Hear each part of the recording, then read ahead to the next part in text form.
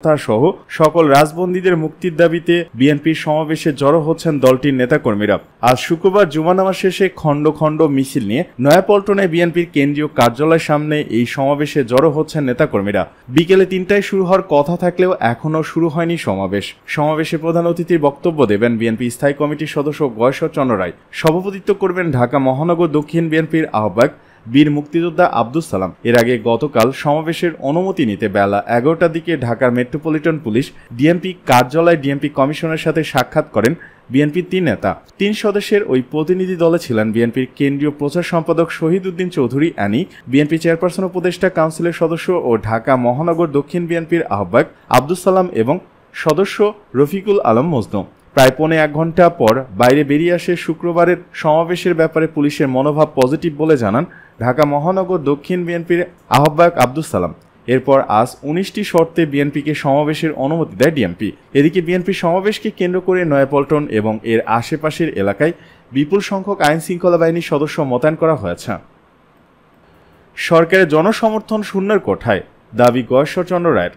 সরকারের জনসমর্থন শূন্যের কোঠায় জানিয়ে বিএনপির স্থায়ী কমিটির সদস্য গয়েশ্বর চন্দ্র রায় বলেছেন, গতকালের প্রথম ধাপের উপজেলা নির্বাচনে ভোটার উপস্থিতি ৭ জানুয়ারি নির্বাচন থেকে কম। সরকার বলে ভোট ফেয়ার বা সুষ্ঠু হয়েছে, তবে যেটুকু পেরেছে সিল মেরেছে। শুক্রবার নয়াপল্টনে বিএনপির কেন্দ্রীয় কার্যালয়ের সামনে ঢাকা মহানগর দক্ষিণ বিএনপির উদ্যোগে আয়োজিত সমাবেশ ও মিছিলে প্রধান অতিথির বক্তব্যে তিনি এসব কথা বলেন। সাবেক প্রধানমন্ত্রী ও বিএনপি চেয়ারপারসন বেগম খালেদা জিয়ার সুচিকিৎসা নিঃশর্ত মুক্তি এবং ভারপ্রাপ্ত চেয়ারম্যান তারেক রহমানের বিরুদ্ধে সব মিথ্যা মামলা প্রত্যাহার ও সকল রাজবন্দী নিঃশর্ত মুক্তির দাবিতে সমাবেশ ও মিছিলটি অনুষ্ঠিত হয়। এ সময় গয়েশ্বর চন্দ্র রায় আরও বলেন, আমাদের দেশনেত্রী বেগম খালেদা জিয়া সহ সকলের মুক্তি চাই। শুধু তাই নয়, গণতন্ত্র পুনরুদ্ধারে আন্দোলনে যারা কারাগারে আছেন সকলের মুক্তি চাই। সরকারের জনসমর্থন শূন্যের কোঠায় জানিয়ে তিনি আরও বলেন, গতকালের নির্বাচনে ভোটার উপস্থিতি ৭ জানুয়ারি নির্বাচন থেকে কম। তারা বলে ভোট ফেয়ার হয়েছে, যে যতটুকু পেরেছে সিল মেরেছে।